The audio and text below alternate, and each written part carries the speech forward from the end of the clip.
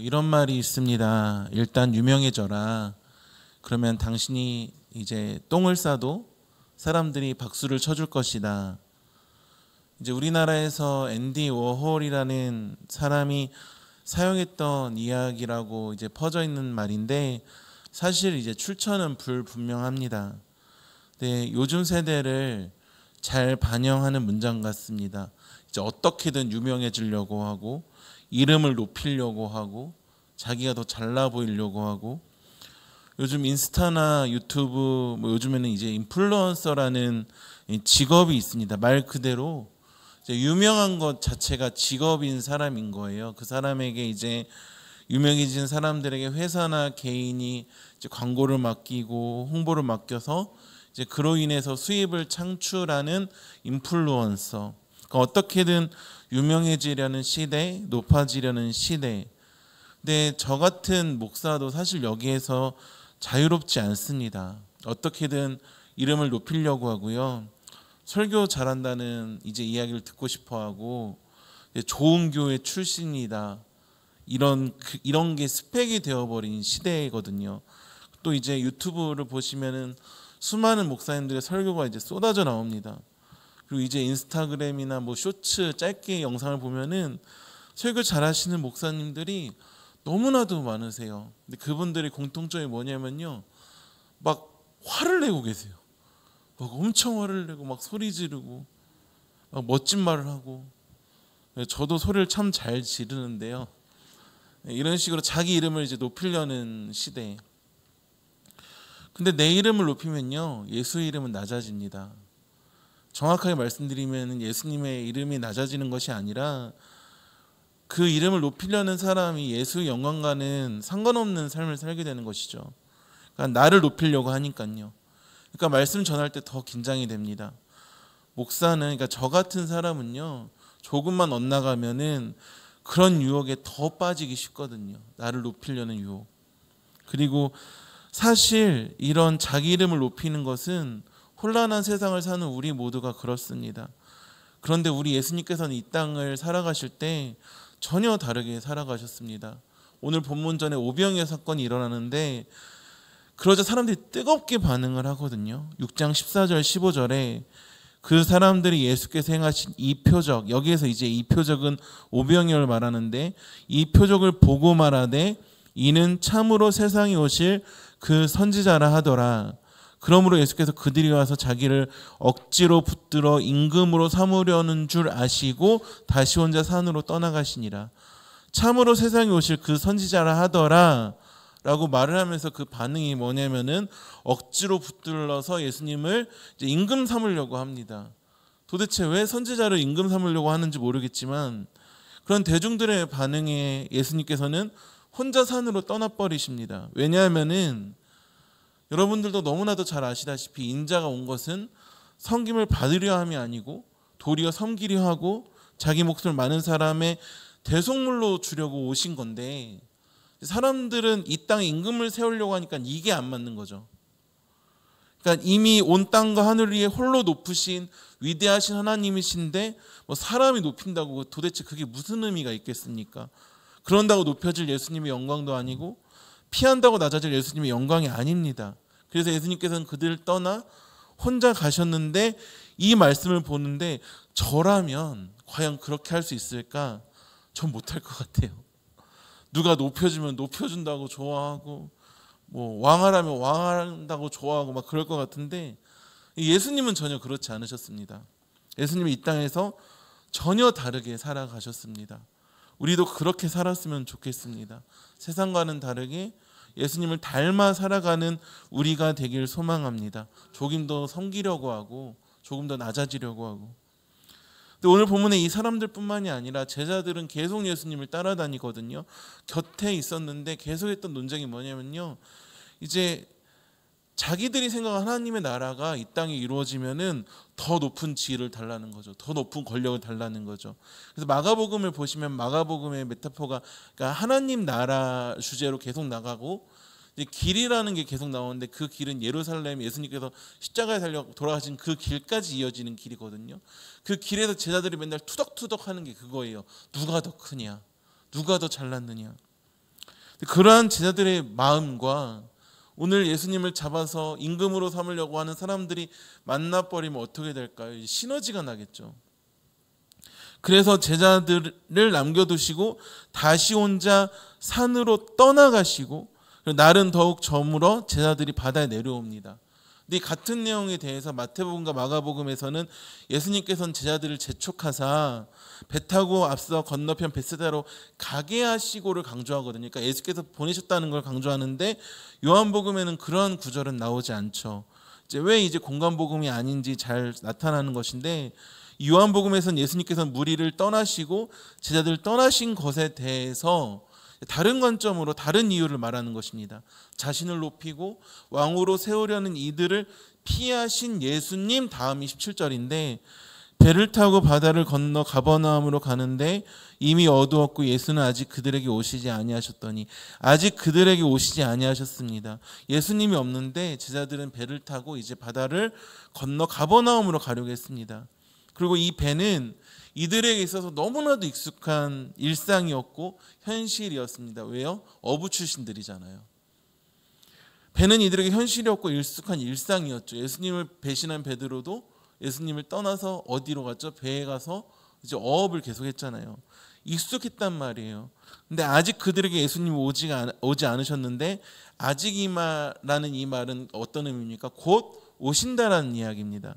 그런데 그때 일이 벌어지는 18절에 큰 바람이 불어 파도가 일어나더라. 큰 바람이 불고 파도가 일어납니다. 근데 이 또한 이들에게는 일상이었습니다. 배를 한두 번 몰아봤겠습니까?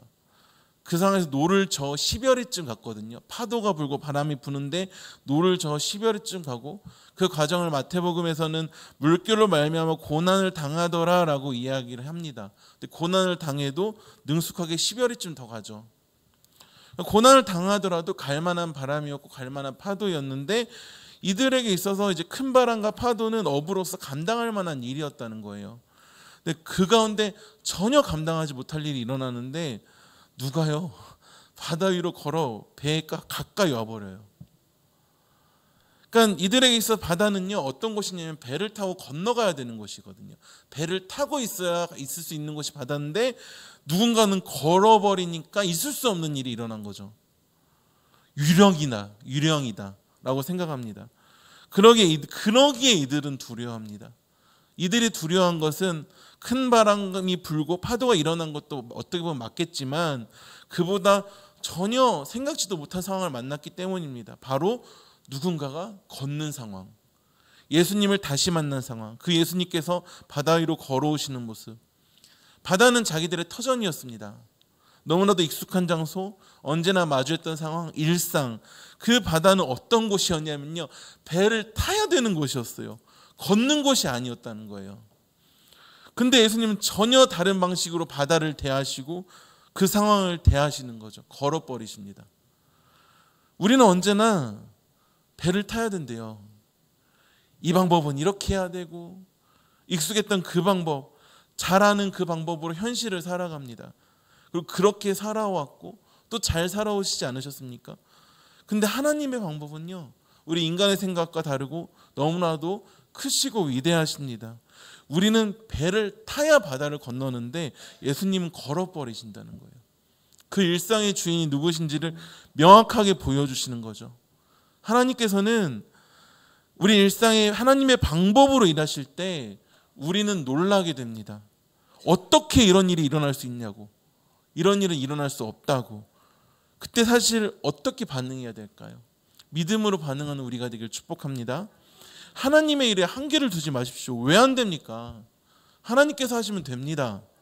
배가 아니라 무리를 걸어버리시는 분이 하나님이세요. 근데 오늘 말씀의 제자들은 믿음으로 반응하는 것이 아니라 어떻게 했다고요? 두려워합니다. 예수님을 알아보지 못했고 이제 유령이다라고 이제 마태복음에는 이야기하거든요. 맞잖아요. 바다는 배를 타야 하는 곳인데 걸어버리니까 이들의 생각 이상, 한계 이상의 일을 만난 거죠. 그러니까 유령이라 말해도 전혀 이상할 것이 없는데, 그래서 두려워한 건데, 그것을 요한복음에서는 예수께서 바다 위로 걸어 배에 가까이 오심을 보고 두려워했다라고 이야기합니다. 예수님을 보고도 예수님인지 알지 못해서 두려워하는 그 상황 가운데서 예수님께서 20절에 뭐라고 말씀하시냐면은 내니 두려워하지 말라. 그러자 제자들의 감정선이 바뀌어요. 두려움에서 기쁨으로. 주 예수 내 마음에 오심. 그래서 기쁨으로 찬양하셨잖아요. 예수님께서 오시니까 두려움에서 기쁨으로 바뀌어버린다고요. 전혀 생각지 못했던 상황. 바다는 배를 타야 되는데 유령으로 생각하는 무언가는 걸어버리니까 전혀 다른 방법으로 대처해버리니까 두려워했던 가운데 그분이 예수님이시니까 그 말도 안 되는 상황이 예수님으로 인해서 설명이 되니까 두려움이 기쁨으로 변합니다. 예수님이라면 당연히 그러실 수 있는 분, 오병이어 사건 때도 그러셨지, 기적을 많이 행하신 분이지, 그래서 두려움이 기쁨으로 변한 것이 아니라 그냥 그저 좋은 거예요. 왜냐하면 마가복음 6장 51절 52절에 배에 올라 그들에게 가시니 바람이 그치는지라 제자들이 마음에 심히 놀라니 이는 그들이 그 떡 떼시던 일을 깨닫지 못하고 도리어 그 마음이 둔하여 졌음이로라. 그러니까 예수님이라면은 오병이어 사건을 일으키신 예수님이라면 당연히 물 정도는 걸으실 수 있는 분이야라고 깨달은 게 아니라 그 떡 떼시던 일을 깨닫지 못하고 마음이 둔하여 져 있는 상태거든요. 그런데 예수님께서 오시니까 그 두려움이 변하여 뭘로 바뀐 거예요? 기쁨으로 변한 거예요. 예수님께서 오시니까. 그리고 21절에 기뻐서 배로 영접하니 배는 곧 그들이 가려던 땅에 이르렀더라. 기쁨으로 배로 영접합니다. 배는 아까 무엇이라고 말했죠? 이들의 익숙한 일상, 현실, 이들에게 익숙한 장소. 근데 그것으로 예수님을 어떻게 영접합니까? 기뻐서 배로 영접하니. 하나님의 일하심은 우리의 생각과 계획으로 재단할 수 없어요. 판단할 수 없습니다. 훨씬 더 크고 위대하십니다. 상상 이상입니다. 그때 우리는 깨닫지 못하고 도리어 마음이 둔하여 졌음이로라. 제자들과 같이 반응할 수도 있겠지만 이 시대를 살아가는 우리는 제자들과는 분명히 다릅니다. 왜냐하면은 이 제자들보다 더 나은 사람들이기 때문이에요. 우리에게는 성령님께서 계십니다. 요한복음 16장 13절에 그러나 진리의 성령이 오시면 그가 너희를 모든 진리 가운데로 인도하시리니 그가 스스로 말하지 않고 오직 들은 것을 말하며 장래 일을 너희에게 알리시리라. 성령께서 하나님의 일을 깨닫게 하실 것이기에 우리를 모든 진리 가운데 인도하실 것이기에 떡 떼시던 일을 깨닫지 못하였던 마음이 둔하였던 지자들과는 다르게 구원받은 우리는, 성령 충만한 우리는 이게 하나님께서 우리를 인도하시는 방법이구나, 하나님께서 이렇게 크게 인도하시는구나, 역사하시는구나를 알 수 있다는 거죠. 그렇기 때문에 우리가 무엇을 합니까? 감사할 수 있는 거예요. 오늘 말씀의 제자들처럼 반응도 하는 거죠. 두려움이 변하여 기쁨으로 하나님을 영접하는 것. 기뻐서 배로 영접하니. 우리들의 일상에서 현실에서 기쁨으로 하나님의 일하심을 고백하는 우리가 되길 소망합니다. 계속해서 말씀을 보시면요, 예수님 말고 무리들이 예수님을 찾고 만나는데 25절에 바다 건너편에서 만나 랍비여 언제 여기 오셨나이까 하니, 언제 여기 오셨나이까 하니 물어보니까, 근데 예수님께서 전혀 다른 이야기를 하시거든요. 26절 말씀 다 같이 읽어보시겠습니다. 시작. 예수께서 대답하여 이르시되 내가 진실로 진실로 너희에게 이르노니 너희가 나를 찾는 것은 표적을 본 까닭이 아니요 떡을 먹고 배부른 까닭이로다. 그러니까 예수님을 찾는 것이 어떤 이유라고요? 표적을 본 까닭이 아니라 떡을 먹고 배부른 까닭이라고 하십니다. 표적은요, 쉽게 말씀드려서 이유가 있는 기적을 표적이라고 생각하시면 됩니다. 원어로 이제 세메이온이라는 이 표적은 이제 손가락 생각하시면 편해요. 손가락 생각하시면 저를 가리키는 게 편하겠네요. 여러분들 가리키면 삿대질이 되니까. 그러니까 이 손가락이 누구를 가리킨다고요? 그 표적이 예수님을 가리키는 것이 표적이 일반적인 기적과는 달라요. 이유가 있는 기적. 세미요한 뜻이 이적, 증거, 징조라는 뜻인데 이들이 예수님을 찾는 까닭이 뭐라고요? 표적을 본 까닭이 아니요. 그러니까 표적을 보고 오병이어를 보고 아 이분이 하나님이시구나, 하나님의 아들이시구나, 이걸 알게 돼서 예수님을 찾은 것이 아니라 단지 뭐라고요? 성경은 뭐라고 증거합니까? 떡을 먹고 배부른 까닭이라는 것이죠. 이게 계속 이어지는 거예요.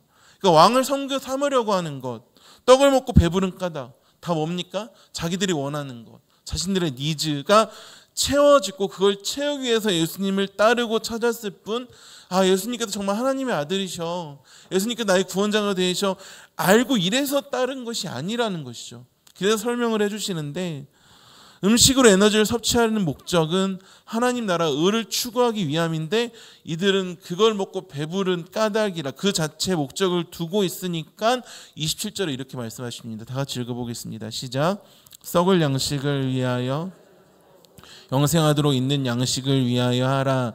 이 양식은 인자가 너희에게 주리니 하나님께서 인치신 자니라. 아멘. 그 배부른 자체의 목적을 두지 말고 영생을 사모하라. 우물가의 여인이 누군가가 자기에게 물을 이제 무한정으로 공급해 주어서 자기가 우물에 와서 계속해서 물을 길어야 하는 수고를 하지 않아도 대개 주기를 갈망했던 것처럼 이들 또한 예수께서 이적으로 자기들의 배를 떡으로 채워줘서 늘 배부르게 해주기를 갈망한 것이거든요.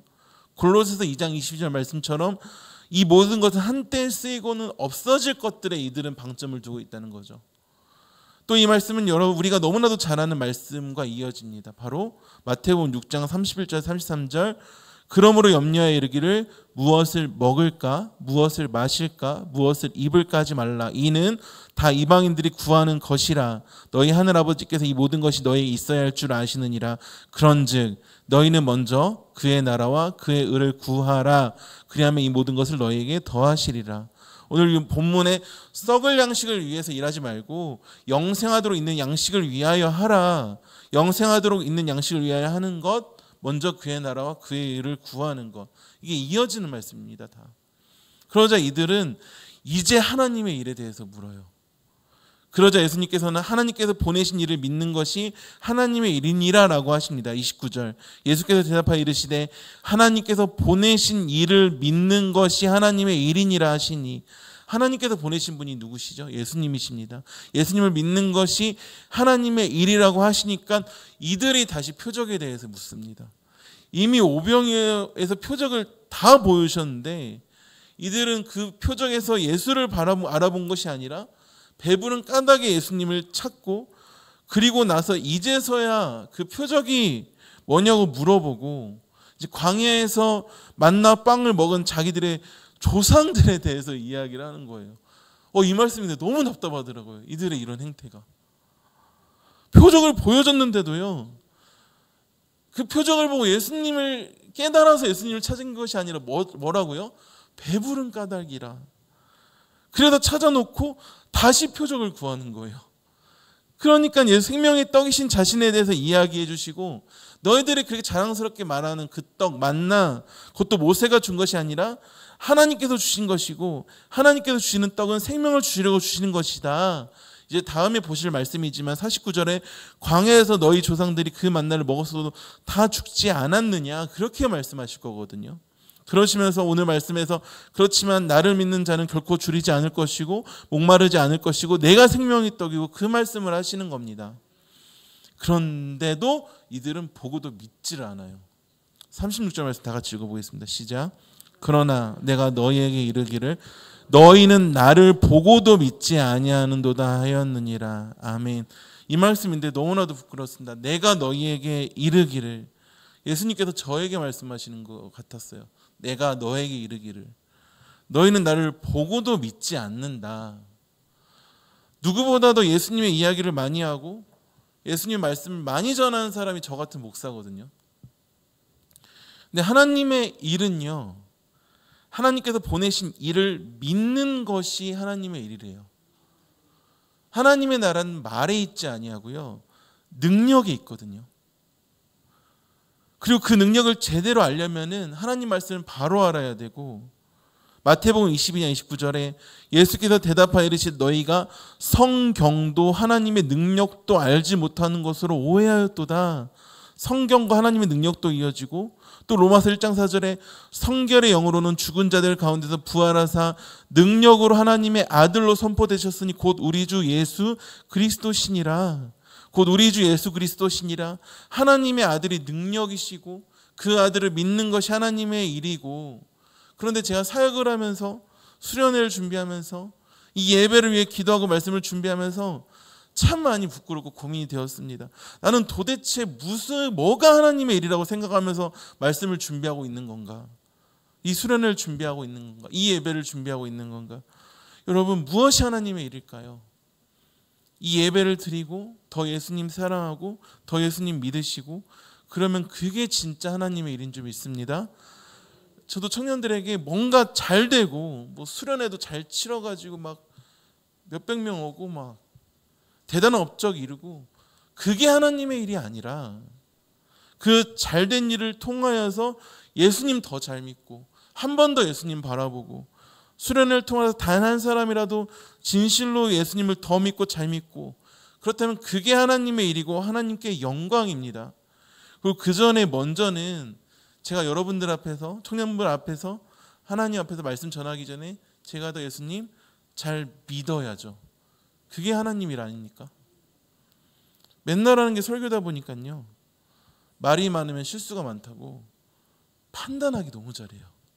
맨날 여기서 20분, 30분, 40분 저 혼자 말한다고 할지라도, 에이 목사님 그거 잘못됐어요.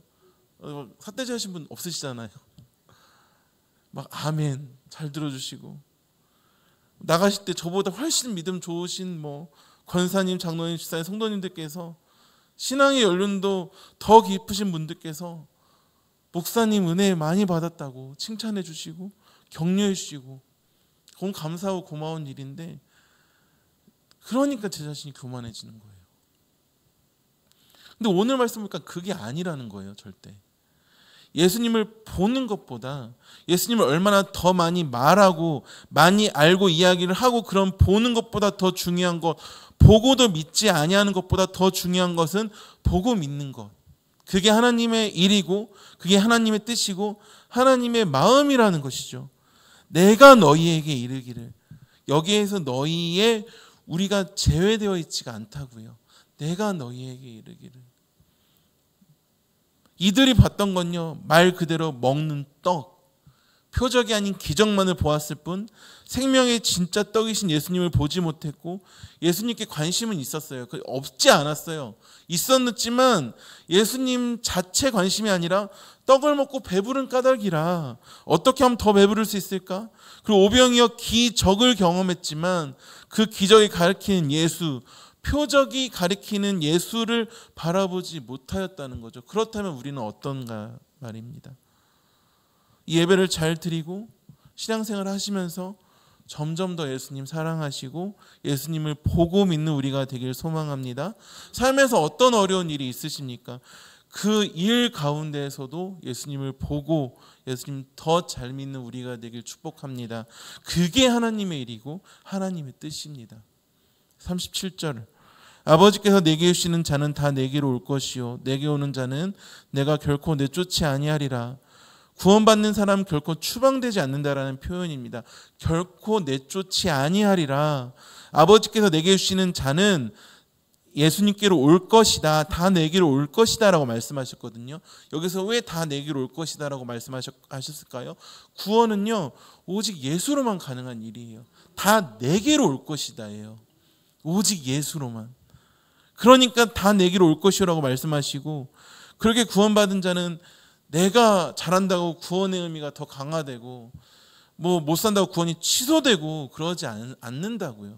요즘 신학사조는 한 번 받은 구원에 대해서 어떻게 그렇게 확신하냐고, 구원 받았다고 막 살면 되겠느냐라고 그런 내용들이 영상들이나 사람들이 입에 오르락 내리락 거리고 있습니다. 그러면서 결론은 하나님께서는 취소시키지 않으시고 구원을 이루시는데, 구원받았다고 말은 하지만 실제로 구원과 상관없는 사람들이 자기들이 짓는 죄에 대해서 면죄부로 구원을 함부로 이야기한다는 거죠. 어떤 의미인지는 알 것 같습니다. 그렇지만 오늘 말씀을 보면서 헷갈리지 말아야 되실 것은 내가 결코 내쫓지 아니하리라. 우리가 정말 구원받은 주님의 자녀라면은 그 구원은 절대 취소되지 않는다, 내쫓지 않는다, 추방시키지 않으신다라는 말씀이 37절 말씀입니다.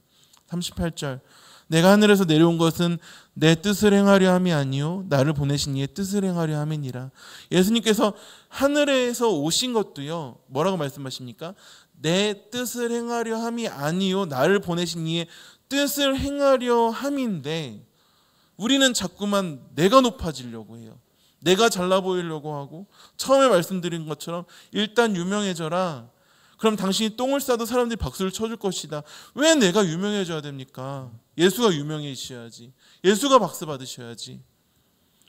물론 요즘 이제 말씀 잘 전하시고 머리도 이쁘게 잘 정돈하시고 멋진 얼굴에 말씀도 잘 전하시는 목사님들이 참 많으세요. 저처럼 막 새벽에 막 몰래 머리가 뭐 이런 표현 죄송합니다. 뭐 칠렐레 팔렐레 이러면서 저 얼굴도 커요. 너무 감사해요.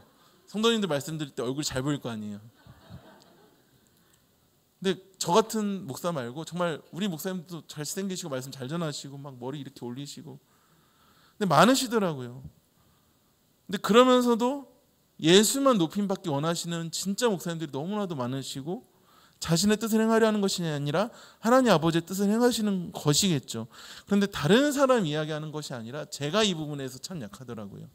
어떻게든 내가 인정받고 싶어하고 내 이름이 높아졌으면 좋겠고, 그래서 더 조심합니다. 여러분은 어떠십니까? 잘생기시고 이쁘시고 멋지시고 말 잘하시고 그럼에도 불구하고 하나님의 뜻을 행하시려고 하신다면은 금상첨화입니다. 더 좋아요. 그런데 그렇지 않고 그 안에 예수 이름을 높인다는 미명 아래에 멋진 그 행동, 그 퍼포먼스, 멋진 이야기, 말씀 선포, 그 안에 내 이름을 높이려고 하고 내가 높아지려고 하고 그런 마음이 있고 욕심이 있으시다면 그거 내려놓으셔야 합니다. 그래야 하나님 있으십니다. 그 가운데 하나님께서 일하시고 그래야 하나님의 일이고, 그렇다면 나를 보내신 이의 뜻이 무엇이냐? 39절에 나를 보내신 이의 뜻은 내게 주신 자 중에 내가 하나도 잃어버리지 아니하고 마지막 날에 다시 살리는 이것이니라. 40절 내 아버지의 뜻은 아들을 보고 믿는 자마다 영생을 얻는 이것이니 마지막 날에 내가 이를 다시 살리리라 하시니라. 나를 보내신 이의 뜻, 아버지의 뜻이 무엇입니까? 내게 주신 자 중에 내가 하나도 잃어버리지 아니하고 마지막 날에 다시 살리는 이것이니라. 하나도 잃어버리지 않는다고요. 하나도. 우리는요 살면서 수많은 일들에 치여 살아갑니다. 이 사람도 만나야 되고 저 사람도 만나야 되고 그러면서 잘 신경 쓰지 못하고 관계도 틀어지고 서운해하기도 하고, 그렇지만 하나님께서는, 예수님께서는 내게 주신 자 중에 내가 하나도 잃어버리지 아니하신대요. 우리는 잃어버리고 실수하고 넘어져도 하나님께서는 절대 잃어버리지 않으십니다. 그 잃어버리지 않는 사람 가운데 감사하게도 내가 포함되어 있네요. 여러분들이 포함이 됐네요. 우리가 포함되어 있네요. 하나님께서 절대 잃어버리지 않으신대요. 그 잃어버리지 않는 것이 무엇이냐? 40절에 뭐라고 나와 있어요? 아들을 보고 믿는 자마다 영생을 얻는 이것. 그것이 아버지의 뜻입니다. 그래서 전도를 해야 합니다 라고 말씀을 이어갈 수 있겠지만 그 전에 내가 아들을 보고 예수님을 온전히 믿어야 한다는 것이죠. 제대로 보고 제대로 믿어야 됩니다. 예수님 믿는 사람은요 예수님 믿는 대로 살아갑니다. 계속해서 이 39절 40절 보시면 강조하는 거 있는데, 마지막 날에 내가 다시 살리는 이것, 마지막 날에 내가 이를 다시 살리리라는 표현입니다. 여기서 마지막 날은 에스카테메라, 세상 종말의 때, 말 그대로 최후 심판 때, 예수 그리스도 재림의 때를 이야기합니다. 이번에 증인팀에서 공연을 하셨는데 마르다와 마리아의 이야기를 공연하시고 헌신에 대한 이야기를 하셨습니다. 마르다와 마리아에게는 오라비가 있었습니다. 나사로죠. 나사로. 그 나사로가 병들었고 그 나사로를 고치시기에 예수님을 불렀지만 예수님께서 오시기 전에 나사로는 죽어버립니다. 그래서 마르다가 이야기하죠. 주께서 여기 계셨더라면 내 오라버니가 죽지 아니하였겠나이다. 그런 마르다에게 예수님께서 내 오라비가 다시 살아나리라라고 이야기를 하니까 마르다가 마지막 날 부활 때에는 다시 살아날 줄 내가 아나이다라고 이야기를 하는데, 그러자 예수님께서는 여기서 자신이 어떤 분이시를 온전히 선포하시는데, 요한복음 11장 25절 26절에 제가 읽어드리겠습니다. 예수께서 이르시되 나는 부활이요 생명이니 나를 믿는 자는 죽어도 살겠고 무릇 살아서 나를 믿는 자는 영원히 죽지 아니하리니 이것을 내가 믿느냐. 살아서 나를 믿는 자는 영원히 죽지 아니할 것이다. 이것이 영생이거든요. 그러면서 마지막에 강조하는 것이 뭐예요? 이것을 내가 믿느냐. 이것을 내가 믿느냐. 영생에 대해서 하나님께서 우리에게 요구하시고 원하시는 것은요, 믿음입니다. 하나님이 세상을 이처럼 사랑하사 독생자를 주셨으니 누구든지 그를 믿는 자마다 멸망하지 않고 영생을 얻게 하려 하심이라. 믿는 자마다 멸망하지 않는다고요. 영생에 대해서 우리 인간이 할 수 있는 하나님께서 주신 최고의 반응이 뭐라고요? 믿음이라고요. 믿음입니다. 나사로가 그 당시에 살아났어도요, 여지껏 살아있나요? 지금은 죽었거든요. 근데 그 죽음 때문에, 그 육신의 이별 때문에 마리아와 마르다는 또 슬퍼했겠죠. 오빠가 죽었는데 막 살아났어. 너무 기뻐. 또 죽어버렸네. 한 번 겪어야 될 슬픔을 두 번이나 겪은 거잖아요. 지금 우리가 사랑하는 누군가, 육신의 죽음과 이별로 해서 슬퍼하는 누군가가 만약에 지금 다시 사랑한다고 할지라도 다시 이별의 시간을 겪어야 되고요. 다시 슬퍼해야 된다고요.